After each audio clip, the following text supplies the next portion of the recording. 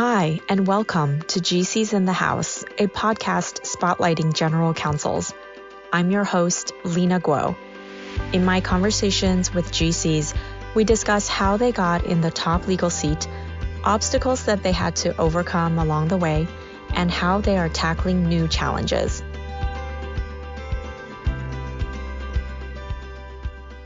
Hello, and thanks for joining. I'm excited to share my conversation with Martha Ha, Executive Vice President, General Counsel, and Corporate Secretary of US Foods, a Fortune 500 company based in Rosemont, Illinois.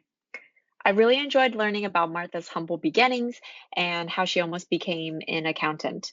She talks to me about her non-linear career and how she grew her in-house responsibilities to encompass commercial, corporate, and privacy matters. Martha also shares her experience as an AAPI female attorney and how she juggled professional growth while being a single mom. All right, let's get started. Hey, Martha, how are you doing? Thanks for being here today. Hi, Lena. I'm doing great. Thank you for inviting me. Absolutely. Well, I wanted listeners to hear your story because you've worked in various industries. You've been in private practice as a partner, and you've worked in healthcare, and now you are EVP, General Counsel, and Corporate Secretary of US Foods, a Fortune 500 company. So I would love for listeners to learn about your career journey, especially because you've from what I know, you haven't had the easiest life. And so to get started, can you tell listeners a little bit about yourself and where and how you grew up? Sure, I would. I'd love to. Um, and stop me if this gets boring. So I actually was born in Korea, South Korea. Some people actually asked me whether I was born in North or South Korea. So I was born in South Korea, in Seoul. I came to the United States when I was about a year old. Grew up in Chicago essentially most of my life. Went to Chicago public schools until third grade. And then we moved to the suburbs, to the near north suburbs of Chicago when my family was able to afford our very first house. It was a 2-bedroom, 1-bath ranch. It had a little tiny yard that's probably smaller than a lot of people's driveways, but I thought it was like the best thing in the whole world. We grew up, with fairly limited means. We actually came to the United States only with $10 in my mom and dad's pocket, and actually we had borrowed that from someone in our hometown village.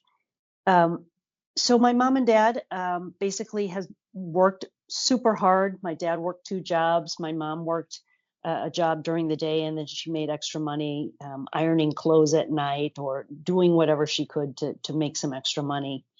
But, ironically, even with that sort of humble beginnings, whenever I think back on my childhood and my upbringing, I actually get a huge smile on my face. I had a great childhood. We were a very close family. We still are very close. That was instilled to us very, very early. Family always comes first. And we were always there for each other. So whether we were, wearing Salvation Army hand-me-down clothes or, eating simple meals of rice and basically Campbell's soup, I was happy. I was a happy kid, and I had a happy childhood. So I consider myself basically a Chicago native. I did leave Chicago about 12 years ago for a job, and I lived in Denver for about 5 years, and then I moved to Minnesota again for a job opportunity. Lived there for about 7 years, and now I'm happy to say I am back in the Chicagoland area and close to my family and to my son, who actually decided to go to school in the Chicagoland area. Great. It sounds like you've kind of gone full circle. And how did an immigrant with humble beginnings and eating rice and Campbell soup end up deciding to become a lawyer? Yeah. So great question. The Campbell soup did not influence me at all. But funny thing, if I can digress just a little bit, I actually wanted to be a singer psychologist. I know that's not really like a hot job nowadays, or probably even back in my day, but I loved singing. I still love singing. And thank goodness I actually didn't become a singer or a psychologist, because actually I'm not that great of a singer.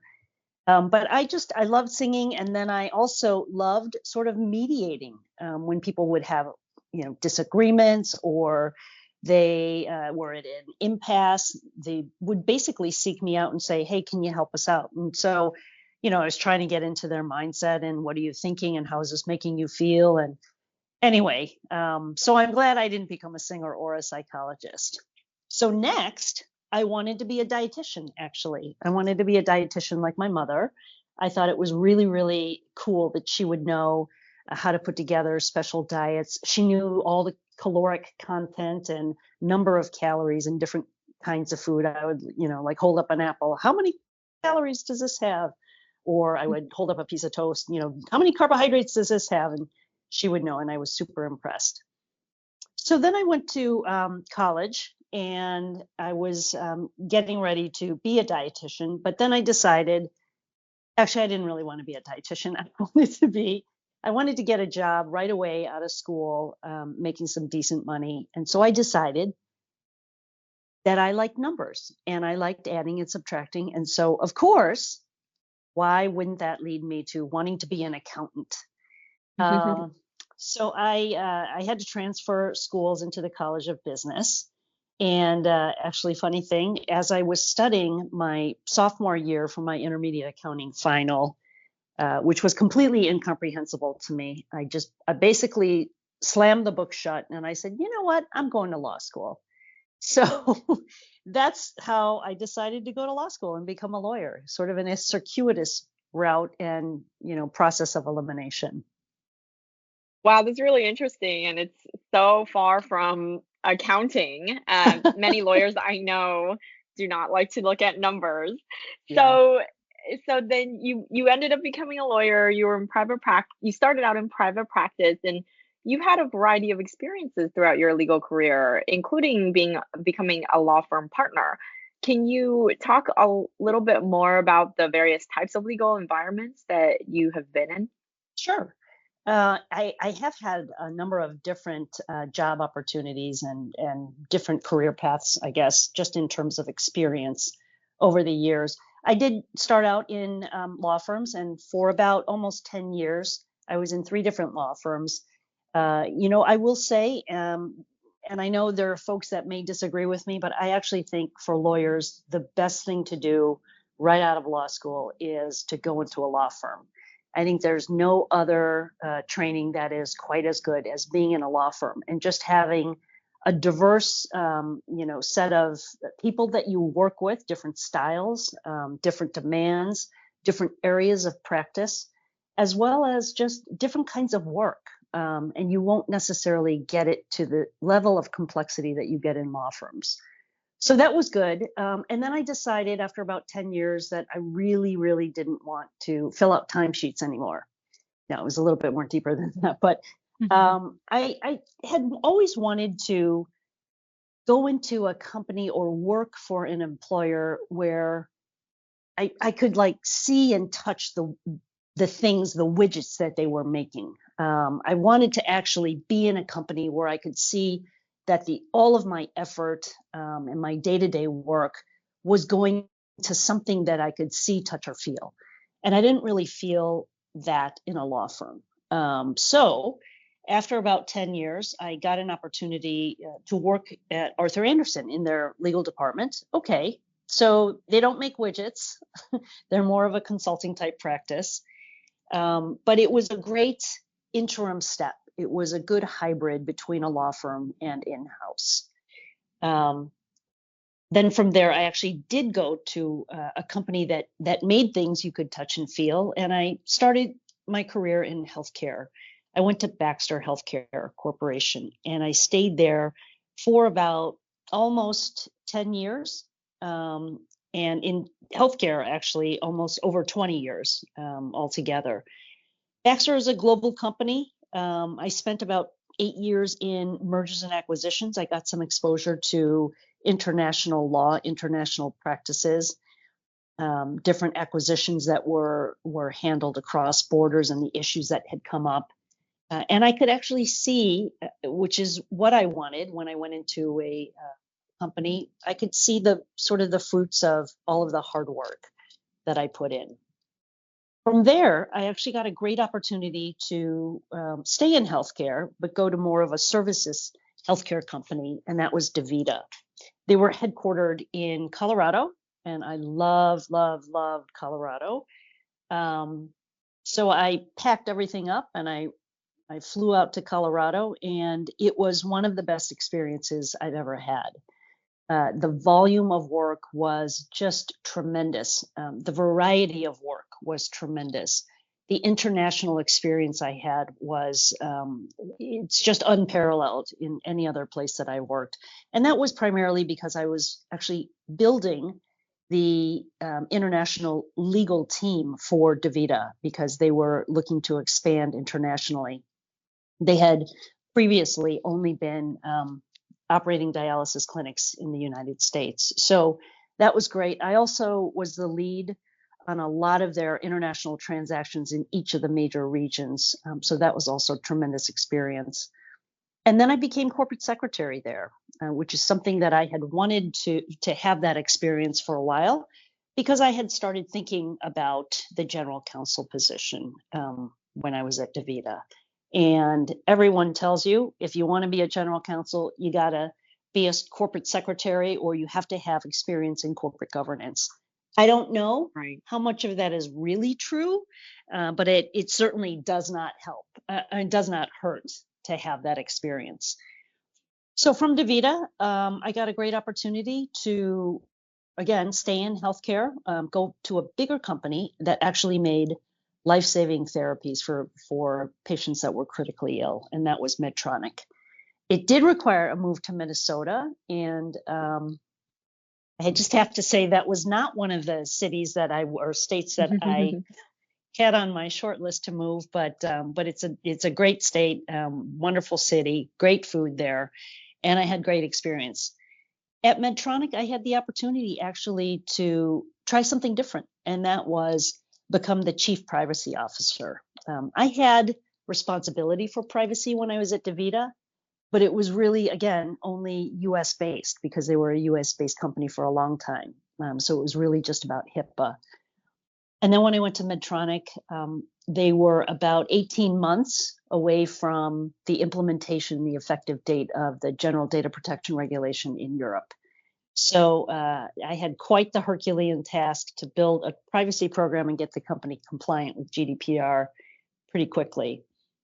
I also stayed in corporate governance. I was the assistant corporate secretary. I basically ran all the board meetings, the agendas, the topics.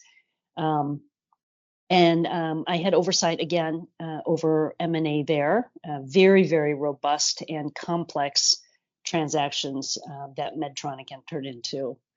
And then I became the lead lawyer for one of their largest business portfolios, which is their cardiovascular business. One of the greatest gifts that Medtronic gave me is the opportunity actually to be the co-chair of the Asian ERG at Medtronic. And little did I know what a gift this would be. I became the co-chair of AIM, it's called Asian Impact at Medtronic, in the fall, almost winter, actually November of 2019. So as you know, fast forward March of 2020, the pandemic came around. And shortly after the pandemic, as we started to enter into the pandemic and the whole world basically shut down, unfortunately, there was a huge spike in anti-Asian hate crimes.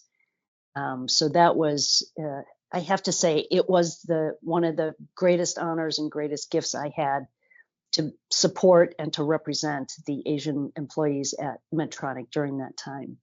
Quite an eye-opening experience and quite a humbling experience. So at Medtronic in Minnesota, a new opportunity came up, and that was an opportunity to actually switch industries. And as much as I loved healthcare, I decided that I love food more. So had a great chance to actually even move back to Chicago, which is where my family's located, and be the general counsel here at US Foods.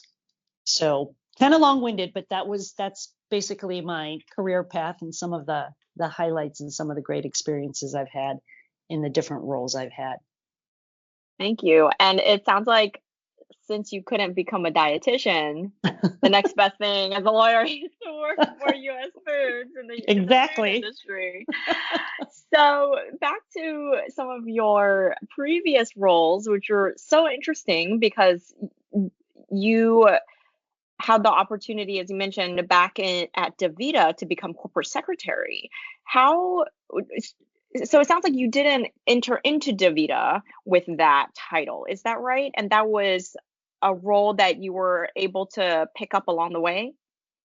You know, so here's the actual untold publicly story. So I guess it's going to become public now. I actually wanted to have that corporate secretary role and title as part of the offer negotiation that I had with DaVita. And they initially said that they couldn't make me the corporate secretary and they'd make me the assistant secretary. So actually, at the same time, I had an offer to join Granger in northern Illinois, just actually 4 miles north of Baxter, close to home. Very sort of conservative in terms of a choice that I would make because didn't require a family move. So I actually went to Granger. So you'll see and I did put it on my LinkedIn because I want to just be honest about everything and open. I went to Granger, and then and I became the corporate secretary there. I was the head of M&A. I was the deputy general counsel. It was really great, still close to home. And then about a month after I started, DaVita reached back out to me and essentially made me an offer I couldn't refuse. So, and I did ask at that time, Lena, I said, well, what about the corporate secretary? And they said, you got it.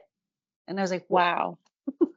Wait a minute. Why didn't you say that 3 months ago? Could have saved you a lot of trouble. Yes, exactly. So I was actually promised that. And it took about a year to transition into that role, which was fine because I still had exposure to the senior level management with the international work I did, all of the transactions. I was also the head of M&A there. So there was just a lot of interaction with the senior management team and as well as myself. So it was a fairly smooth transition into the corporate secretary role. So I don't know if that answers your question. It does. It does. That's really interesting because some attorneys do care a lot about that title and stepping into that role. And it's, to your point, it's not the easiest to get. Right. And so it's really interesting to hear, kind of great to hear that you were able to attain it, although in a much more roundabout way than you perhaps would have wanted. Yes. And made your move to Medtronic, you became the CPO there, but concurrently also overseeing corporate governance and M&A and commercial. Is that right? That's right. My role had sort of it ebbed and flowed, and and one of the biggest takeaways I would say, if we were finishing up this podcast and I was to leave folks with some pearls of wisdom, one of would be, the path to your ultimate top ambition is not necessarily a linear path. And I said this before, if you think of monkey bars, to get from one end of the monkey bars to the other end, and let's say, the end of the monkey bars is your goal, you don't necessarily just go in a straight line. Sometimes you'll go up, sometimes you'll go down, you'll go across, because you have to sort of sometimes take different paths that are maybe easier, sometimes harder, but will get you to your ultimate result. And so that theme is coming out a little bit in just the discussion of my career path, and where the different choices I made led me, and sometimes they were the only choices that were available to me, which I took. So anyway, so I thought that was interesting. And then I forgot your Yeah. question. Yes. So I was asking about your Medtronic role because as Oh yeah, okay. CPO, it encompassed a wide range of Yeah. areas. Yeah, okay. All right. So now I'm back on track. Yeah, so my Medtronic role, when I started at Medtronic, I had privacy. I was the CPO. I had the corporate governance piece. I was the assistant corporate secretary the entire time I was at Medtronic. But ironically, I actually had more interaction and exposure to senior management and the board with that assistant corporate secretary title than at DaVita, if you can believe it, as the corporate secretary. And I also, soon after I started, I acquired the M&A team, and then afterwards, I became the lead lawyer for the cardiovascular portfolio. So it just kind of ebbed and then I handed off the privacy organization once we got that stood up and the company compliant with GDPR.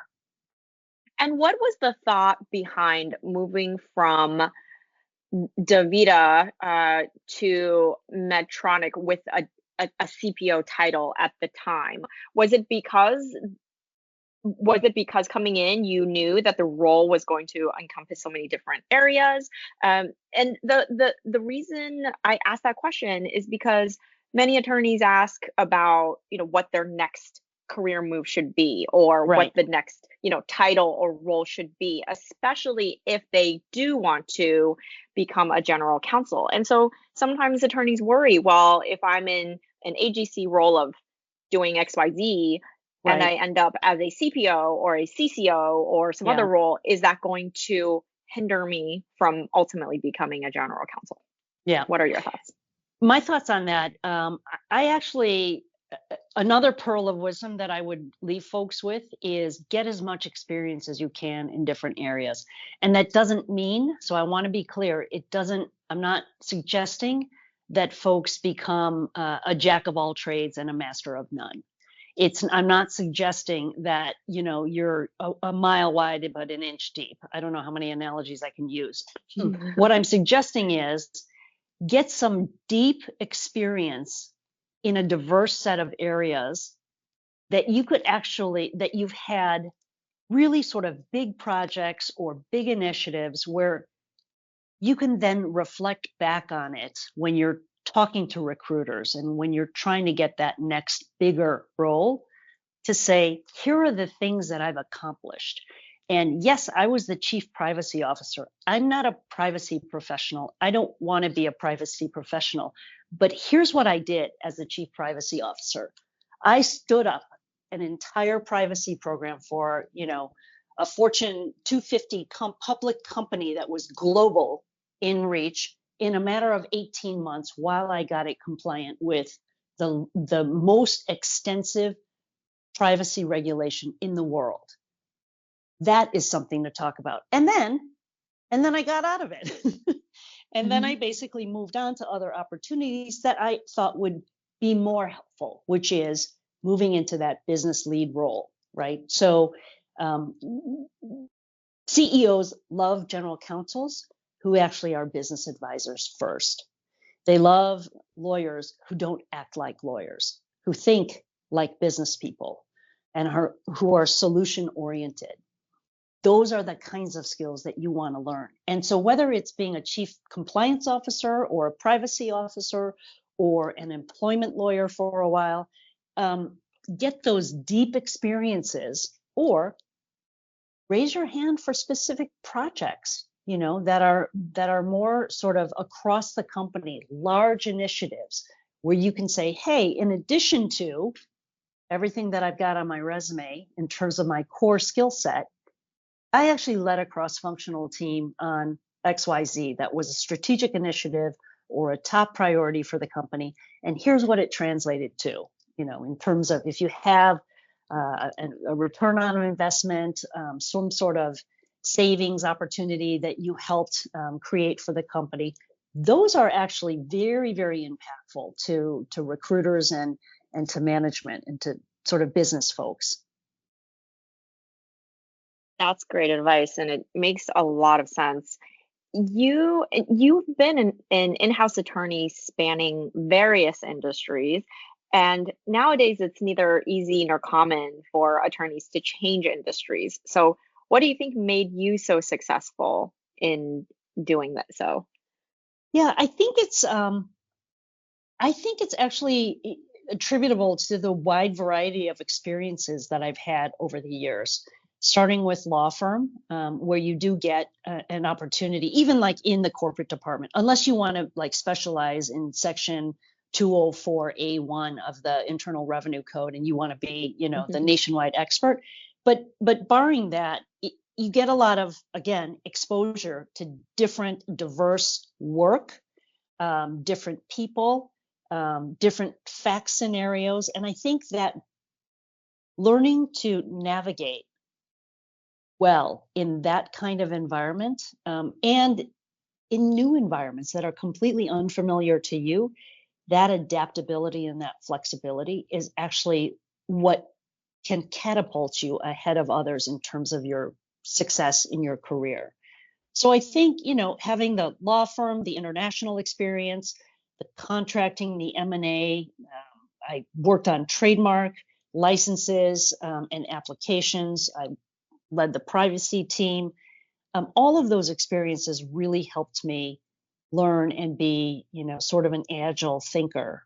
And then, again, also, one of the experiences that I had either going from company to company is failing in my onboarding sometimes and, making mistakes, but learning from those mistakes. Those were mistakes, as I tell my son, are some of the greatest gifts you can ever get as long as you're paying attention.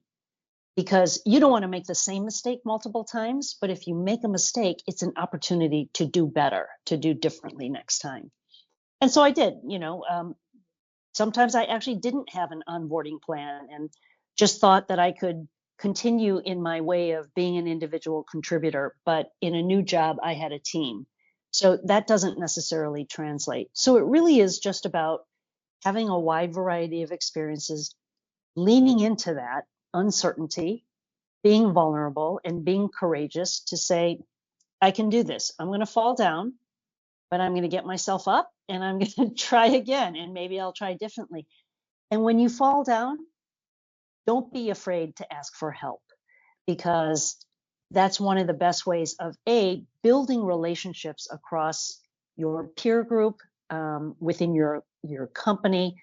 It's also a way to learn more quickly, because by asking someone who's done it successfully, hey, where am I, how can I avoid making mistakes and wasting time? that's really great advice and very, in some ways, sounds very philosophical, right? Wide variety of experiences, uncertainty. Don't be afraid to fail and fall down, but ask for help. That's great advice, not just for the workplace, but for life. Um, it, you've been CPO, you know, you've done corporate and international data privacy, commercial M&A. Was there a point where you thought to yourself, I should be a general counsel and I can do it?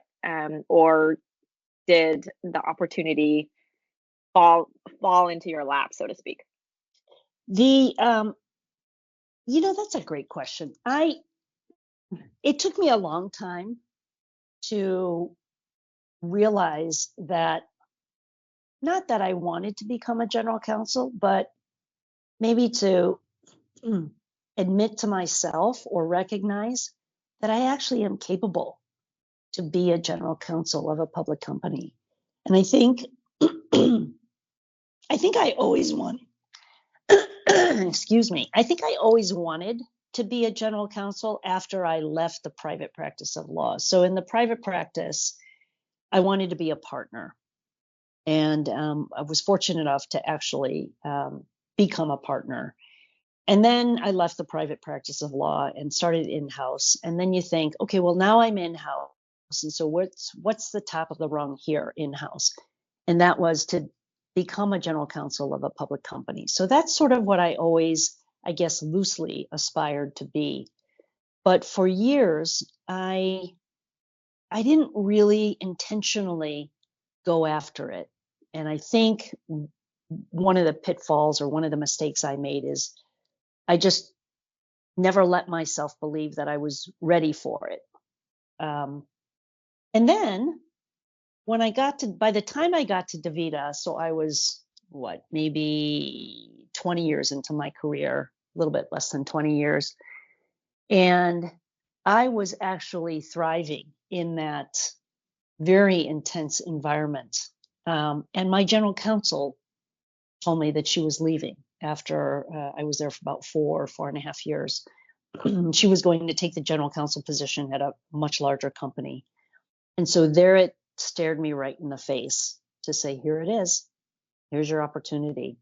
So the CEO actually did ask me, excuse me, do you want to be? What are your aspirations? I said, I want to be a general counsel of a public company. And it would be great if I could be the general counsel here, but I'm not under any illusion that it will be me when our general counsel leaves. It turns out it wasn't me.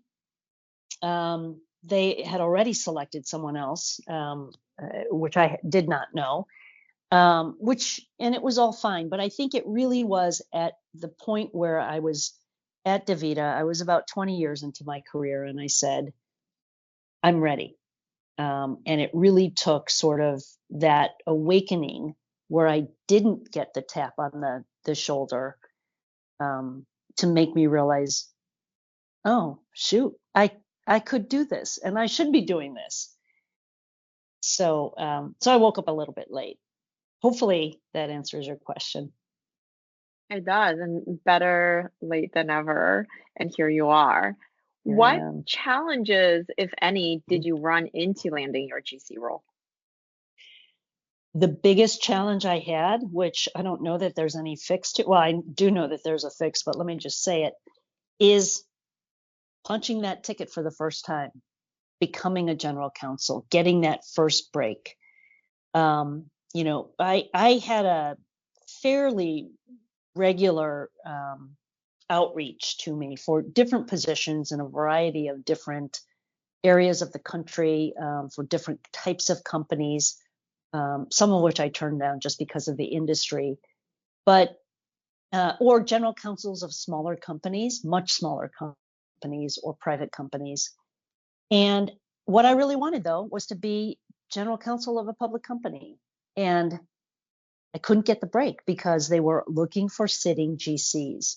There were some companies that were willing to look at number twos who'd had, and this is where the corporate governance experience comes in very, very handy, who've had experience and exposure to the board and to senior level management and to understand how to counsel the board and management and how governance works. But you really had to rise above and beyond even the sitting general counsels in order to get those roles.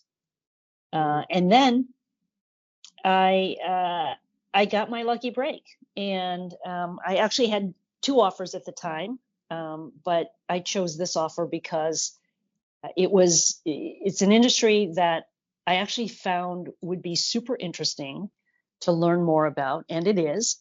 And of course, it got me back home. I understand that you are a single parent. Can you share a little bit more about this and how that has impacted your career journey, and if it impacted your getting your big break? Yes. I am, in fact, a single parent. I had always wanted to have a child. As a young girl, grew up with sort of the traditional thinking of get married, have a child, have a family, maybe a dog. And somewhere along the line, having a child sort of fell off the radar because I didn't really find anyone that I thought was father worthy, certainly to sort of co-parent with. And I had just started to really climb the corporate ladder in terms of I got a team. I was now managing. I got promotions. I had a nice golf foursome. I had a great life, and I thought maybe it wasn't for me to have a child. And then I had a dear friend who actually was trying desperately to have a child, and it was her lifelong dream. And I watched her struggle for 2 years, and just the emotional heartbreak and stress it caused on her. And so it really, to me, was a sign to ask myself, do I ever want to have a child? And if the answer is yes, then we got to go now, because I don't want to be her in 5 years and be sad that I'm not able to have one. So I did.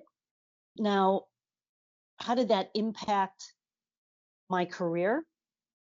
Essentially, it had sort of three impacts that are notable, and they all sort of overlap. The first and foremost is for sure, it made me a better person. Um, for those of you who have kids, I don't know if you agree with me or not, but I think that being a parent is one of the most, if not the most difficult job in the world. 100%. It pushes your buttons, and it challenges you in ways that you never thought you'd be challenged. It made me a better manager. It made me a better leader. It helped me refine my prioritization skills over and over on a daily basis. It taught me what true patience is all about. Second, I had no time to network. I had basically no time to sleep. So I had no time to network. And that's also one thing that impacted, sort of my late coming to the general counsel position, and that opportunity is this is a third pearl of wisdom is, please, folks, take the time to network. And then finally, I guess the final impact it had on my career is I had to relearn, or maybe learn, how to talk about my childcare responsibilities at work, or rather not talk about them. What do I mean? I mean that I found, particularly with respect to women, employers tend to be, either consciously or unconsciously, employers tend to punish women when we have childcare obligations. Maybe that's a little bit too melodramatic of a word, but what I mean is, if we talk about taking our child to the doctor, or to swim lessons, or to a soccer game, or my child's sick, so I have to be home. Again, consciously or subconsciously, employers, managers, colleagues, they tend to think like, oh, of course, because you're the mother. When men say those same things, again, huge stereotypes, and I know there's tons of exceptions, people then tend to praise them. What a great father, or wow, he's really involved. Isn't that great? Look at him taking time to be with his child. So that's not to say I didn't like talking about my son. That's not to say I didn't talk about him, because of course I did. I talked about my son every chance I got. I love him more than anything in this world. But I learned to be selective to whom I actually had those conversations, and I showed pictures of him, and told sort of the silly stories of things that we used to do together. But really, when it came to work, it was about work. And so if I couldn't make a call because I was taking my son to a soccer game, it was more around, how do I communicate my availability without bringing my childcare responsibilities in? Because I don't want folks to look at me and say, oh, she's not dedicated, she's not committed, she's not working because she's taking care of her children. And to me, that it's actually, Lena, it's a little bit sad, but I actually did find that when I didn't talk about not being available because I had some childcare responsibility, I actually found others were far more receptive, far more accommodating. And I would say, oh, I mean, of course, you have to establish your sort of your reputation and like, wow, we really need her on this call and she's not available. So let's reschedule it.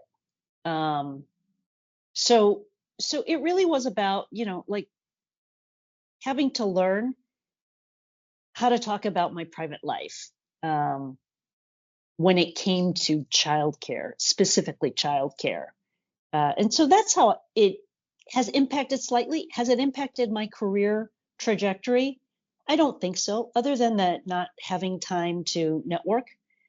It has impacted my ability to see my friends. Now I can because my son is 19, but I didn't really see my friends very much. I worked. I spent time with my son. The one thing that was the most important to me is continuing to be active and work out. That for me was really important for my sanity. But other than that, I was always available for work, for calls, I never missed a deadline. And so they really having a child was sort of invisible to my managers. And to your point, what you were saying, in some ways, it is kind of sad Yeah, because you have to hide that part of your life, which is such a big part of your life. And I think that for many working women, that is often the case, that extra layer, that extra mental load that you have to think about in the yeah, career place. Um, but again, just amazing kudos to you for being a general counsel of a Fortune 500 company and being a single parent and getting to where you are today from such humble beginnings. I mean, it I can't imagine how hard you must have had to work and the village you would need to build to even provide some semblance of a support system. yeah, And you know, as a segue, especially since we're talking about, being being a working mother, another layer is you are an AAPI female, and so that's, I don't know if that's considered, double minority, triple minority at this point, but we've had discussions about the model minority myth and breaking hmm the bamboo ceiling. So, reflecting on your career, what were some of the challenges that you, as an AAPI female attorney, had to face and to learn to overcome? yeah. I've thought about this a number of times, and I have to say, and been trying to I've been trying to parse out what part of what I'm about to say is just my own personality. I'm very introverted. I like my alone time. I'm not, as an introvert. I mean, like 99, 100% introvert.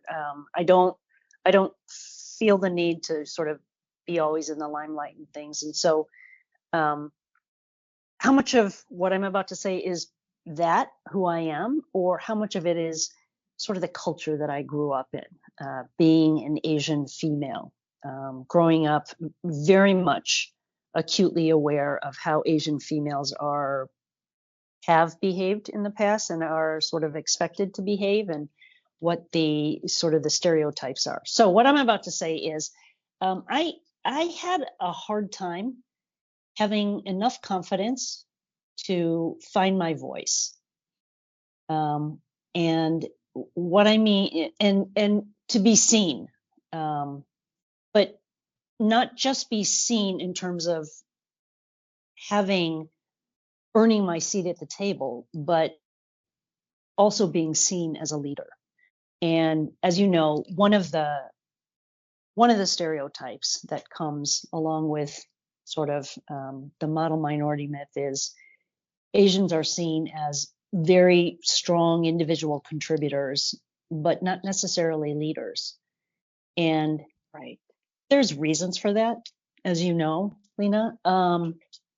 But I didn't step out of that. And I didn't know that I should for a long time until actually a lot of this came really sort of front and center, especially accentuated during the pandemic and when I had to sort of stand up and represent the Asian employees at Medtronic. It was a great eye-opening experience for me, but it really was about, we need to break this bamboo ceiling. We need to bust this myth, because it's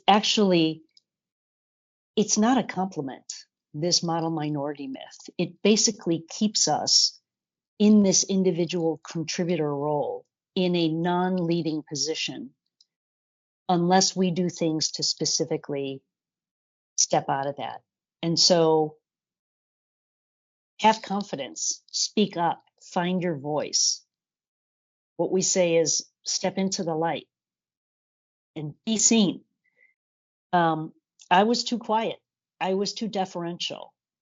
And I perpetuated this submissive, quiet Asian female stereotype. And it also perpetuated the stereotype that Asians are strong individual contributors, but not strong leaders. Guess what? We can lead. I am leading. And we all can lead. And so really, I think those are the struggles that I faced. I think I mostly imposed them on myself. I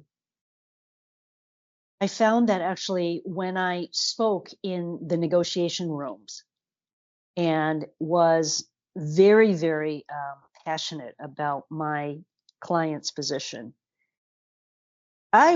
you would never have ever thought I was an introvert, because I would not stop talking until I won that point.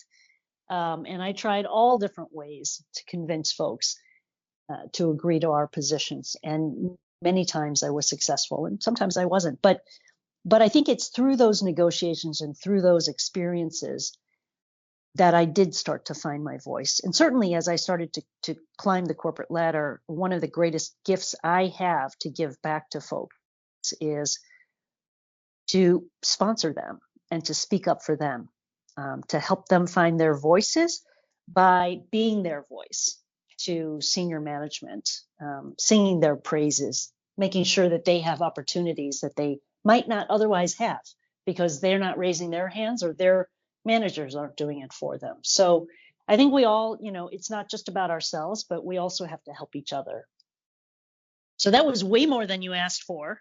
Sorry. No, I love that. Thank you so much, Martha, because not only did you reflect back on how being female and AAPI and perhaps, being an immigrant and your upbringing, whatever it may be, has kind of kept you back in some sense.